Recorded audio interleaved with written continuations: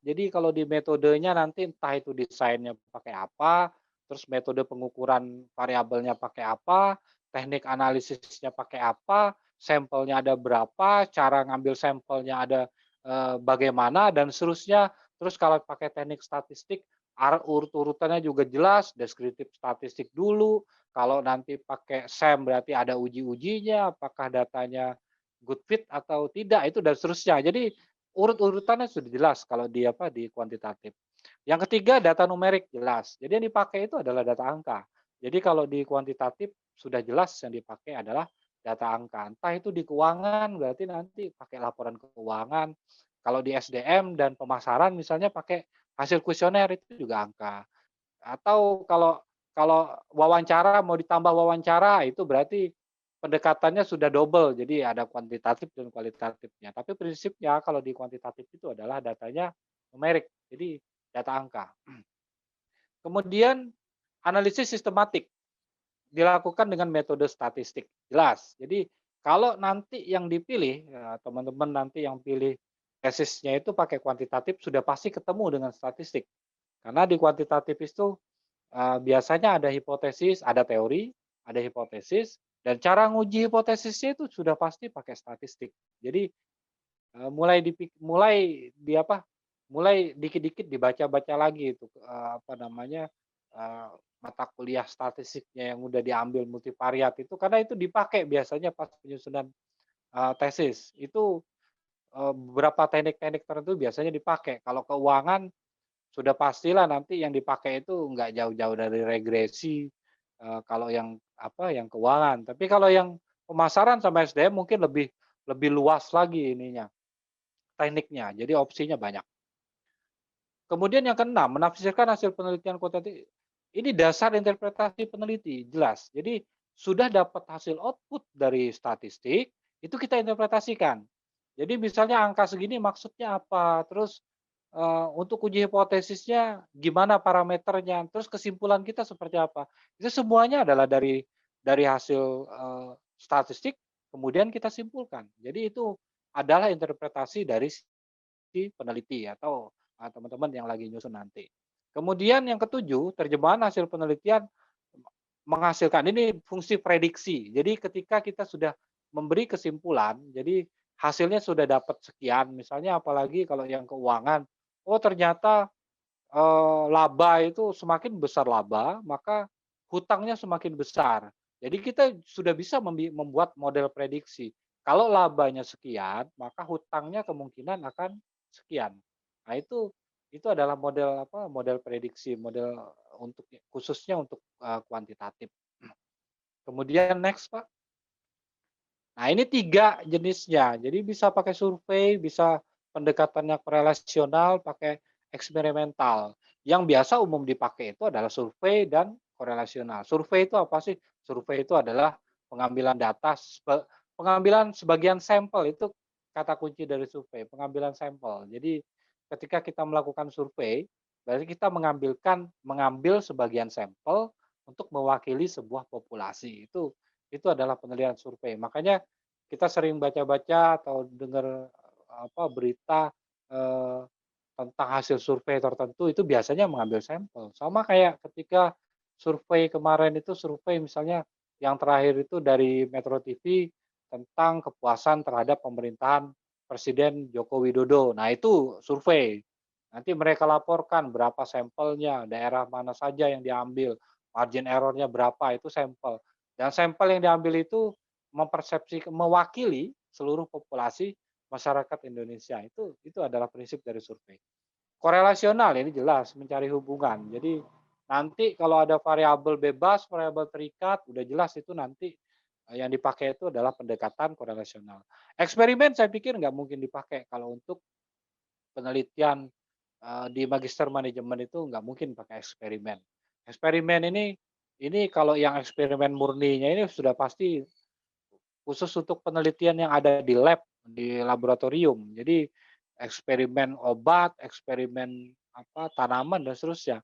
Nah, kalau yang untuk manusianya biasa yang dipakai itu adalah metode kuasi eksperimen. Jadi separuh eksperimen, separuh enggak. Itu yang dipakai. Kalau eksperimen murninya itu jarang dipakai kalau untuk apa namanya, untuk, riset sosial, khususnya di magister manajemen, pasti nggak dipakai.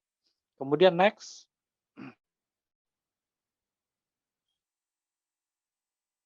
Nah, ini kapan melakukan riset kuantitatif. Jadi teman-teman nanti ketika ini terpenuhi, berarti ini kuantitatif yang dipilih. Jadi pertama itu ketika peneliti memiliki dasar teori yang ingin diuji. Udah jelas itu berarti dia pakai kuantitatif.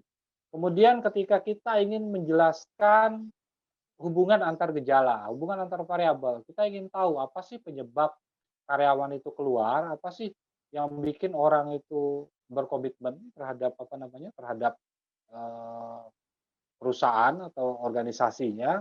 Kemudian yang ketiga memiliki teori atau dugaan hipotesis. Ya, jadi sudah ada teori, sudah ingin menjelaskan hubungan, kemudian dirangkailah hubungan itu jadi hipotesis dugaan. Jadi saya menduga bahwa X berpengaruh terhadap Y, itu adalah dugaan si peneliti.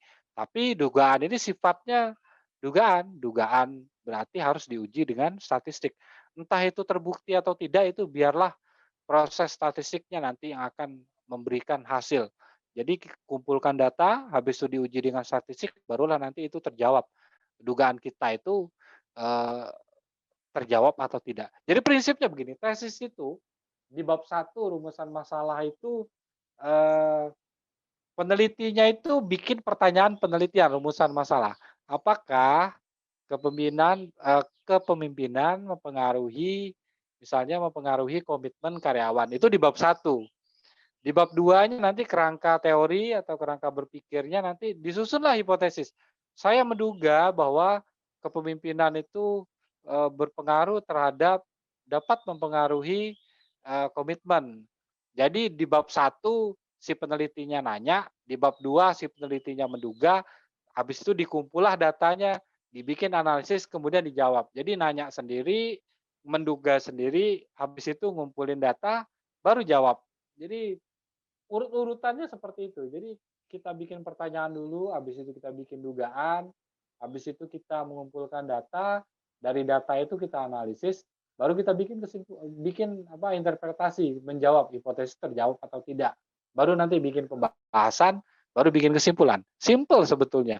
Dari bab 1 sampai bab 5 itu sebetulnya apa namanya, urut-urutannya jelas. Jadi itu benang merahnya udah kelihatan kalau sudah firm di bab 1. Sebetulnya kunci dari tesis itu adanya di bab 1. Kalau menurut saya di bab 1. Karena bagian tersulit dari penyusunan karya ilmiah entah itu skripsi, entah itu tesis, entah itu disertasi adanya di bab 1. Karena itu di situ latar belakang masalahnya, terus pertanyaan penelitiannya ada di situ. Kalau bab 2 itu tinggal ngikutin, begitu sudah bikin rumusan masalah, sudah kelihatan variabelnya apa aja. Baru nanti di bab 2 disusun, bab 2-nya variabel, definisi dan seterusnya. Itu nanti apa namanya disusunnya di bab 2. Bab 3-nya metode, isinya sama semua, semua tesis juga metodenya begitu-gitu aja. Habis itu bab 4 dianalisis. Jadi yang paling susah kalau menurut saya itu adanya di bab 1. Begitu bab 1 sudah clear, yang lainnya tinggal ngikutin. Bab 2, 3 itu dibikin lama, paling nggak tahu saya, paling seminggu atau 2 minggu selesai kalau bab 2, bab 3 itu. Nah, nanti yang lama lagi pas ngumpulin data, karena itu nyebar kuesioner. Tapi sekarang udah pakai online, nggak usah lama-lama lagi nyebarnya. Tinggal di-share pakai WhatsApp, ditabulasi langsung oleh Google Sheet, udah langsung ditabulasi. Jadi nggak perlu kayak dulu kita kasih kuesioner lembar-lembar, habis itu kita tabulasi. Sekarang udah nggak, pakai kuesioner online. Jadi udah langsung ditabulasi. Prosesnya lebih cepat menurut saya. Jadi kalau untuk tesis itu 4-6 bulan pasti selesai lah. Karena teman-teman juga udah pernah nyusun skripsi, jadi udah tahu suka dukanya kayak gimana. Jadi mestinya di tesis ini justru lebih cepat. Kalau dulu nyusun skripsinya misalnya 6 bulan, di tesis ini mestinya bisa lebih lebih cepat karena sudah tahu, oh dulu begini-begini prosesnya. Apalagi yang baru-baru lulus S1 langsung S2, itu lebih cepat lagi karena masih fresh gitu. Tapi kalau yang udah lama pun pasti masih masih ingat-ingat, oh dulu nyusun skripsi itu begini-begini. Jadi ini tinggal ngelanjutin aja, cuma beda sedikit dengan skripsi, tapi prinsipnya sama. Kemudian ketika peneliti mengetahui secara pasti bagaimana menguji hipotesis. Jadi saya pernah ikut webinar. Jadi webinar itu pembicaranya profesor dari UIN Jogja. Nah, kadang-kadang dia bilang gini, eee, kadang-kadang yang mau diteliti itu si peneliti itu harus bisa membuat pertanyaan penelitian yang kira-kira bisa dijawab oleh dia. Jadi misalnya kita kita membuat pertanyaan, tapi kita sudah ngerti, ini pasti bisa kita jawab, kalau di kuantitatif nih khususnya ya. Jadi jangan kita bikin rumusan penelitian yang susah untuk terjawab. Con Beliau ngasih contoh begini, jangan kalian bikin penelitian tentang bagaimana, mengurangi kemiskinan di Indonesia. Itu terlalu bombastis dia bilang itu, kamu nggak mungkin bisa menyelesaikan masalah itu dengan duduk di kamar, baca 2 3 buku, baca jurnal, habis itu bisa menyelesaikan masalah kemiskinan. Itu nggak mungkin dia bilang. Pemerintah itu punya perangkat kementerian koperasi, kementerian macam-macam itu, kemiskinan itu masih jadi masalah sampai sekarang. Masa kamu sendiri bisa meneliti itu, nggak mungkin. Jadi itu terlalu terlalu berlebihan menurut dia. Jadi jangan bikin pertanyaan yang kira-kira nanti kita sendiri nggak akan bisa jawab. Jadi di kuantitatif itu kita bikin pertanyaan dan kita sudah tahu ini pasti terjawab. Kita sudah tahu mengukur ini gimana nanti, prosesnya gimana dan seterusnya. Jadi sudah terukur kalau di kuantitatif. Jangan terlalu bombastis nanti justru menyulitkan kita sendiri. Saya waktu dengar beliau ngomong itu iya juga sih ya gitu ya. Mana mungkin kita bisa meneliti untuk mengurangi kemiskinan dengan duduk di kamar, baca buku, baca jurnal, baca artikel bisa selesai itu nggak mungkin dia bilang. Karena pemerintah itu punya banyak menteri, punya banyak perangkat aja nggak beres-beres, kok kamu bisa? Dia bilang gitu. Nggak mungkin bisa gitu. Jadi jangan terlalu bombastis prinsipnya. Jadi kadang-kadang topiknya boleh unik. Nah, ini kaitannya dengan topik boleh unik. eh, Oh, ini bagus topiknya, tapi kita juga harus harus harus menguasai. Jadi prinsipnya kita kuasai. Jadi kalau topik bagus nggak dikuasai, itu juga nanti bunuh diri. Nanti disidang sama Pak Irsan, Bu Tetra, nggak ngerti apa-apa. Itu justru jadi bunuh diri. Jadi topik yang bagus yang kita kuasai. Nah itu. Kemudian yang terakhir menggunakan data numerik untuk menjelaskan hubungan. Oh jelas, ini adalah kuantitatif, sama dengan prinsipnya tadi. Jadi datanya adalah data numerik, data angka, entah itu dari kuesioner, entah itu dari sekunder, misalnya laporan keuangan dan seterusnya. Kemudian next, Pak.